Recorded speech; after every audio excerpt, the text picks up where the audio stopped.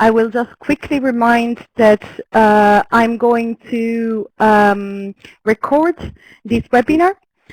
So the slides will be made available together with the presentation on our website later on. And I can see from the feedback that people can hear you, so probably they also already know how to communicate with me via the chat. Please, if you don't have any question during the webinar, just don't hesitate to write it in the chat and I will read it in the end. So I will now leave you the floor to you, Mark. Thank you very much.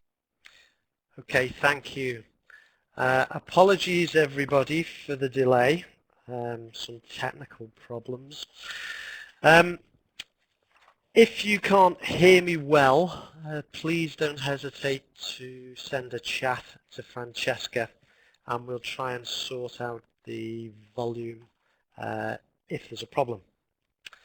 Okay, so, sorry, after a slow start.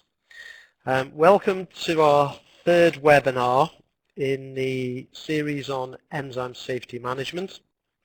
And this follows on from our initial introduction to enzyme safety and our previous webinar presented by Anthony Panapinto, which was about the risk management strategy for safe handling of enzymes and products. In this session, we'll take a more practical look at some of the engineering control options that have been successfully employed by the detergent industry to control exposure to enzymes at source. Briefly, for those of you that didn't attend the introductory webinar in 2015, I'll just briefly introduce myself. My name's Mark Fieldsend. I'm an industrial hygienist with approximately 30 years experience in the field, and I work for Ecolab out of the UK. For the majority of my career, I've worked within the home and personal care and industrial cleaning sectors and have been involved in setting standards and designing control measures for handling of enzymes, in addition to a broad range of other chemical, physical and biological hazards, as you might expect. I'm a founding member of the A.I.S.E Enzyme Safety Task Force, and I'm fortunate to have chaired that team for about the last 8 years.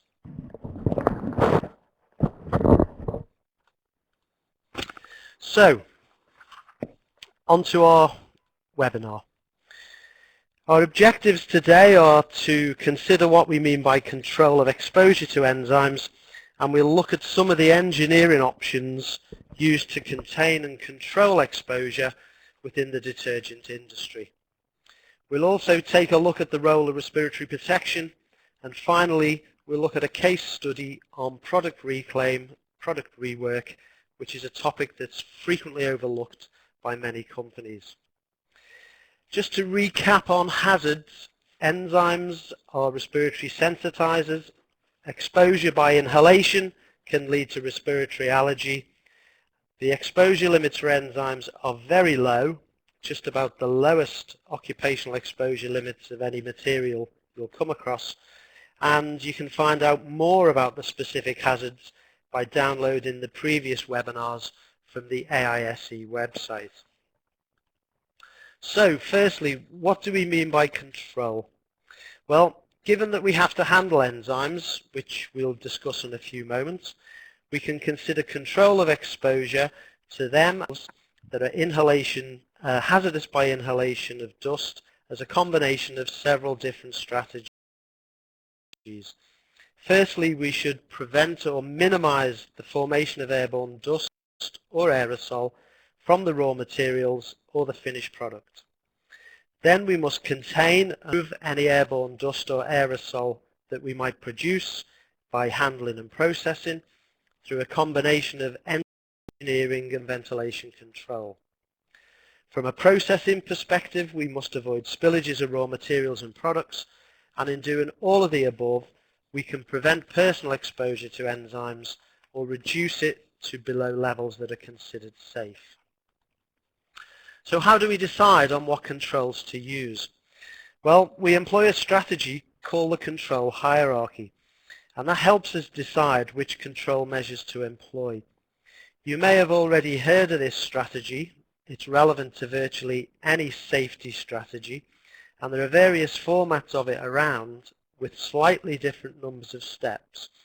But the fundamental approach is to consider each level of the strategy in order to either eliminate the hazard, prevent its release, or protect people or property should it escape confinement. So the control hierarchy is what you can see on the screen now.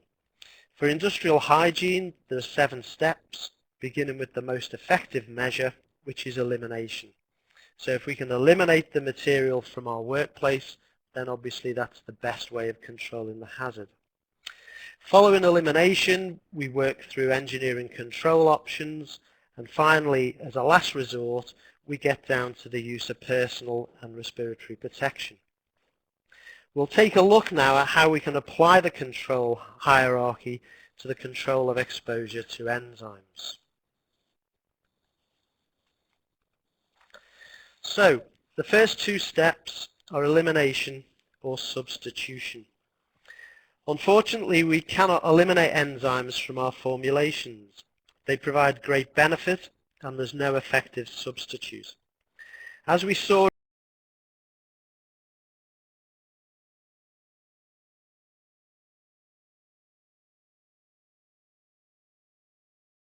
biodegradable. Unfortunately, they're respiratory sensitizers. So what we can do, particularly for solids, is substitute their form, which is the next stage of the control hierarchy. So by making them less dusty and therefore reducing exposure, we can reduce risk. However, even with modern encapsulates, as low dust and robust as they are, we can't reduce the risk of exposure sufficiently just by substitution, and engineering controls are still an essential part of the risk management strategy.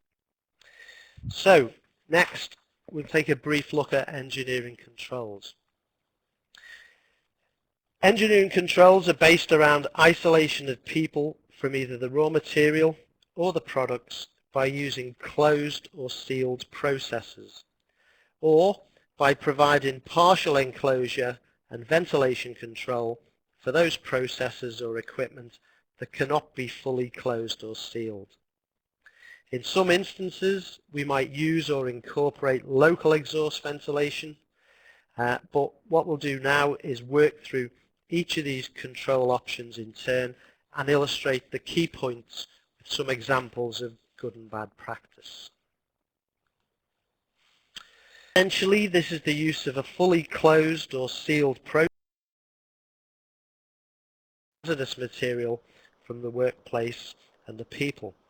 We do this by using fully closed or sealed equipment so that no dust or aerosol from raw materials or products can escape into the working environment. So we'll look now at some examples and show some good and bad practices.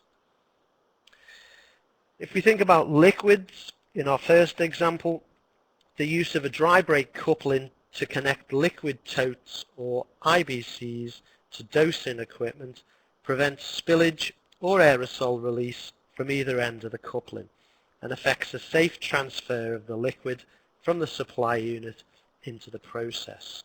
So using a system like this, we get no spillage, no generation of aerosol, and a completely safe discharge. If we think about enzyme encapsulates, then line big bags or super sacks concealed to a discharge station before being untied. This results in a dust-free transfer of encapsulates into the process. The liners from the bag, which you can see clearly on the right-hand picture, can be removed either by an automated system, or if they're fixed in place, they can be vacuum deflated prior to retying and possibly removal from the outer bag. So the whole process here is around sealing the bag to the discharge system in a way that we get no dust release and it's safe to handle when we remove the empty bag. This is an example of a poor dump station. You can see a big bag that is loosely fitted into a ventilated hopper, but you still get a lot of spillage and dust release, which you can see along the top of the hopper, and that can result in enzymes on the floor, which can be crushed underfoot or by pallet trucks moving material around, and that will release even more enzymes.